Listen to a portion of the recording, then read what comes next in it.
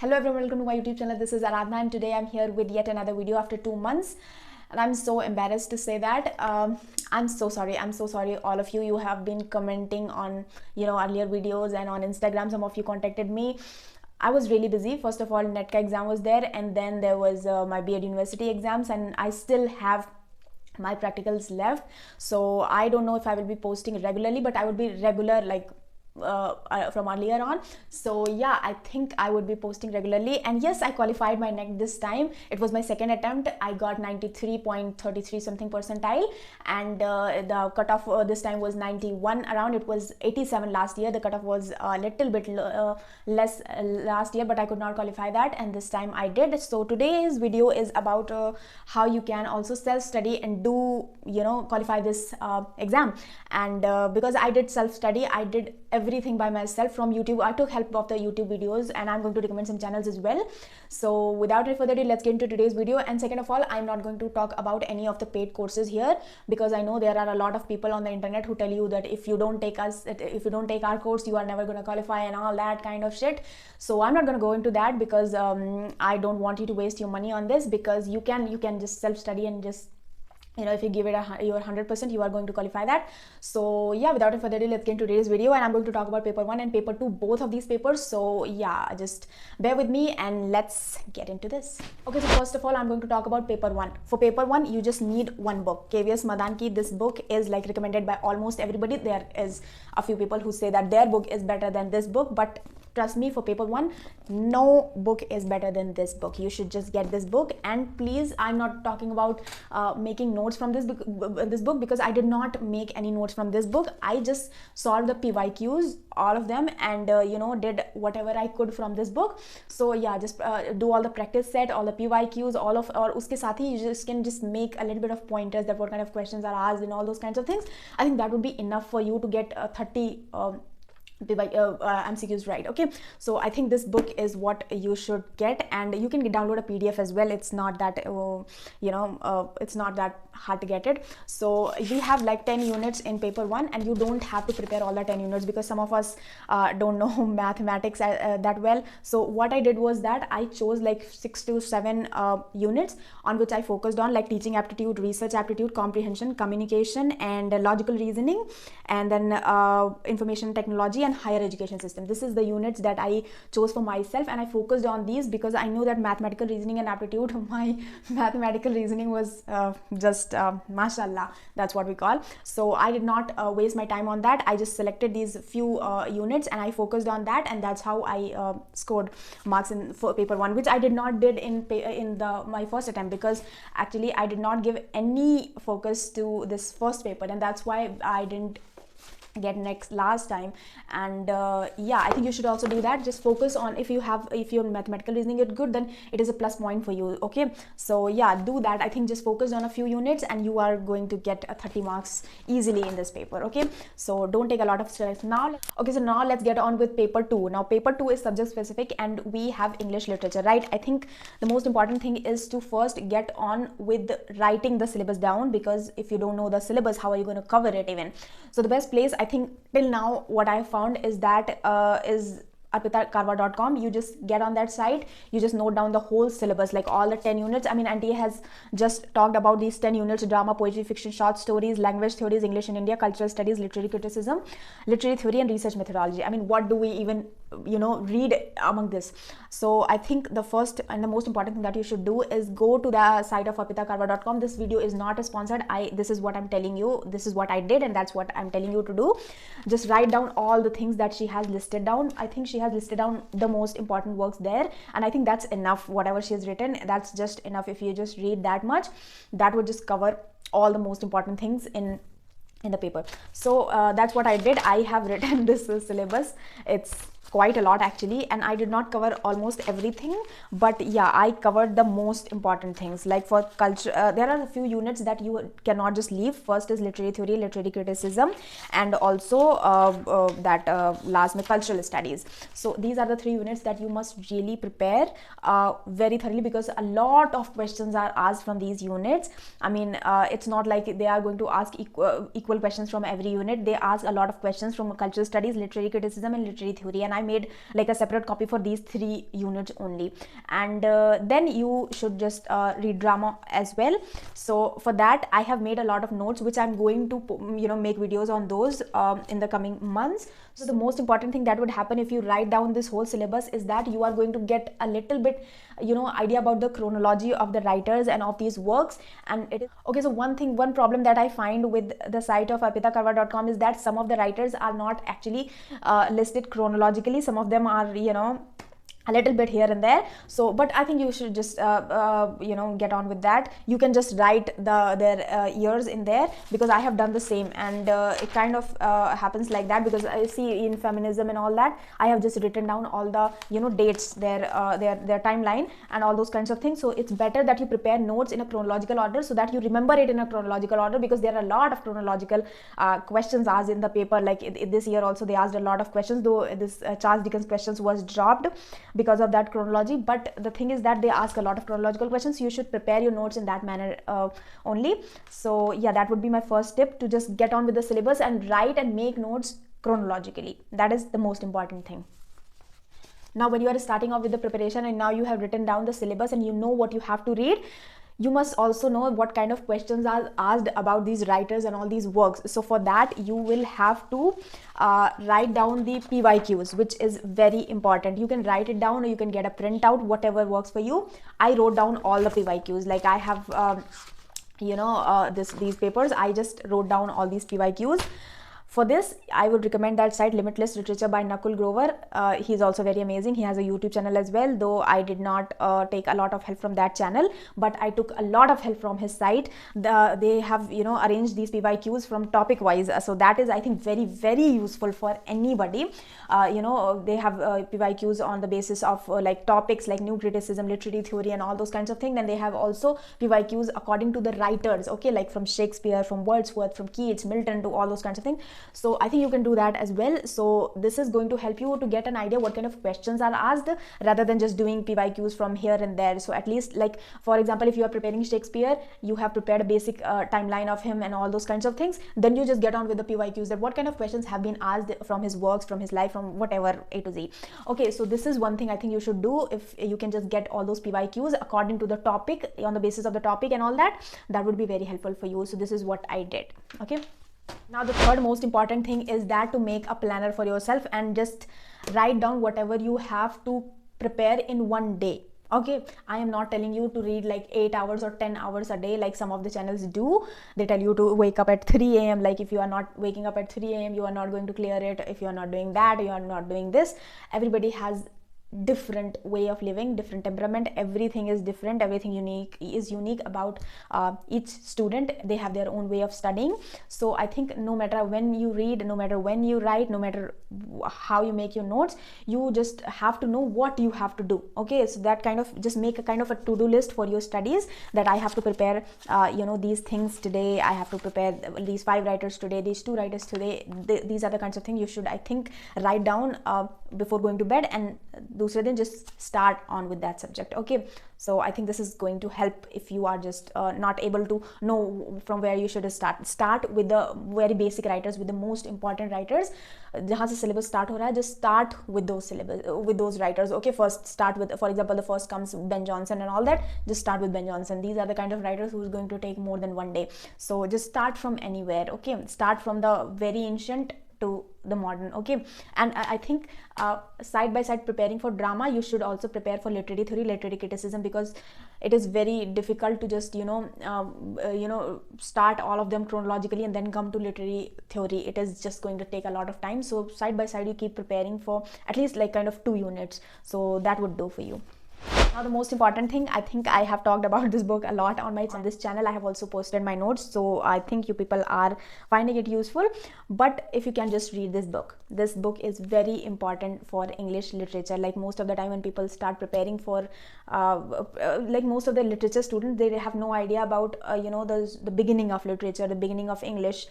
This book gives a very good perspective on that, and also a kind of, it's a very brief version of what English literature is all about, what the most important writers are. I think the most important thing this book does is that it tells you what most important writers are and how they have influenced English over the years. So that is the most important thing, and that's why I think you should just read this book. And make notes from it, make pointer notes. That is very important thing. No matter how many notes you make, if you are going to just write paragraphs after paragraph, it's not going to help you, because at last you are not going to be able to revise all that. How are you going to even revise all that? Because it will be like so much paragraphs, and in paragraphs you don't really remember anything.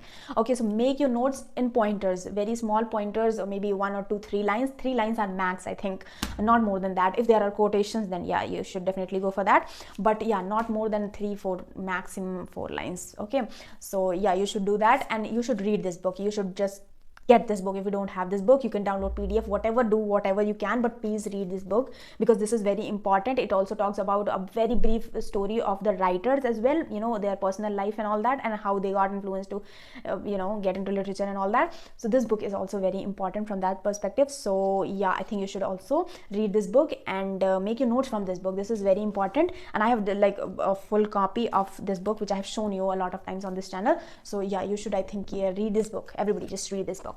Now the second book, which is very important for all those literary devices and all those things, is William J.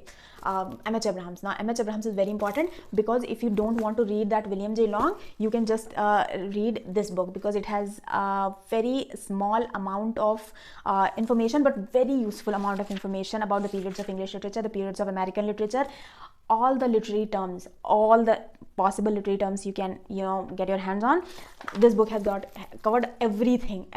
So you should definitely, like, this is a must have book. Like, this book has to be with you if you are preparing for this exam. So this is very important.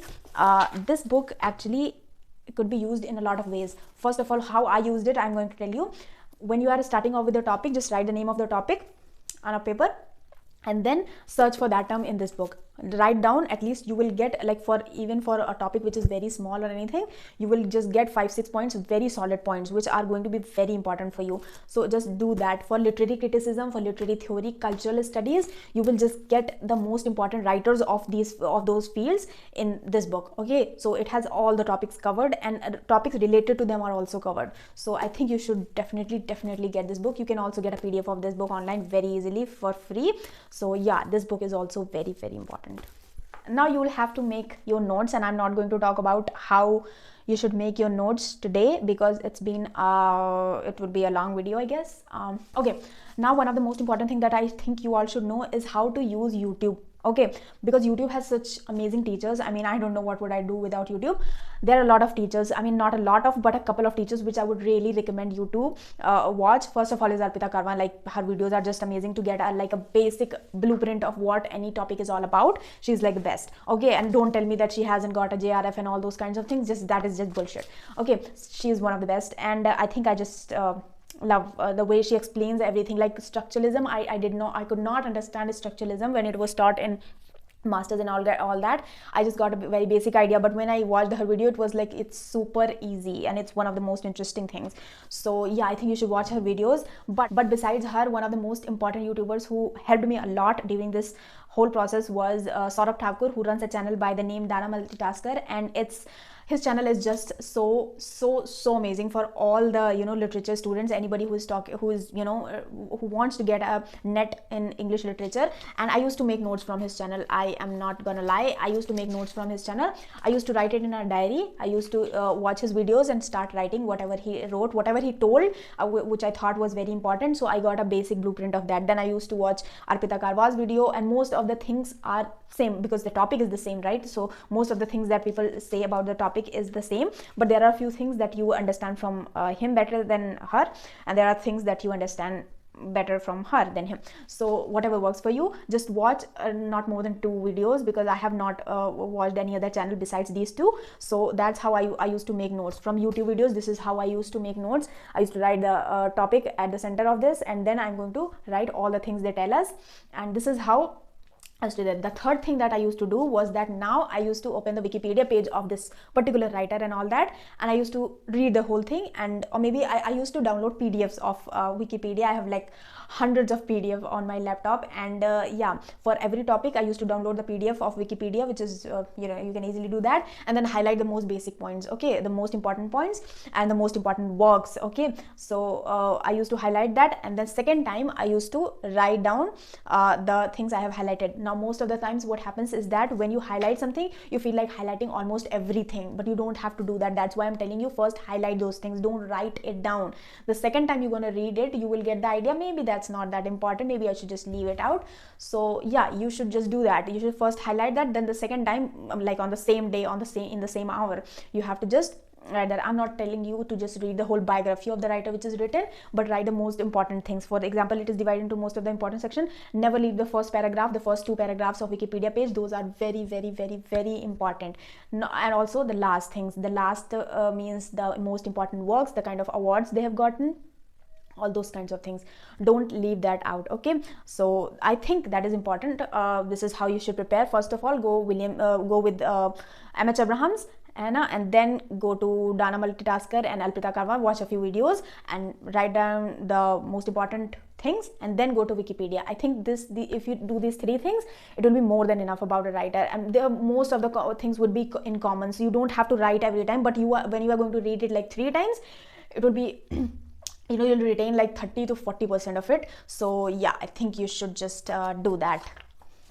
Okay, so the video is getting quite lengthy, so I'm going to wrap it up. But before that, I'm going to talk about how you should revise all those things, because English literature is vast. Like, it's such a big syllabus. Okay, so you have to be very choosy or picky while doing this preparation. So the thing is that when I made my notes for the very first time, I wrote a lot of things which were not that important. Like I wrote when was Christopher Marlowe born. I mean, who would ask that? Okay, I mean, they might ask it chronologically, so you must know that Christopher Marlowe comes before this writer or after this writer, but you don't have to really know the date of when he was born, but you need to know that what kind of characters he wrote, what kind of books he wrote. So that is one thing that I would tell you to do. Write the most important things, because this is how I made my notes for the very first time, like in the first attempt. And I'm not saying that this is bad, because this is very important and it's gonna help me like over the years. But the thing is that some of the things were like really bullshit which I wrote, which had no problem, like he was a homosexual, like he was betrayed by another playwright. Like, who is going to even ask that? So the most important thing what you have to do is active recall. The thing is, you have to revise the whole thing, and then you have to write the most important things that are going to be that could be asked. So for I wrote 3 pages about Christopher Marlowe. I think I wrote 3 pages, yeah, like more than 3 pages. Okay, but what I did after, in the second attempt while I was revising, was that I completed Christopher Marlowe in just 1 page. Okay, I did not write about everything. I just prepared his most important work and the most important things about his life in just half a page, and then the characters of his work and all those kinds of things in this one. This is how I did. And once you revise anything, you just tick mark it. Okay, after that. Okay, this is how I prepared for every writer. I mean, I prepared for every writer in this way. I think you can see this. So yeah, this is how I prepared for Christopher Marlowe. For less important writers, you can just take half a page and just write about, like for Thomas Middleton, I have just written half a page.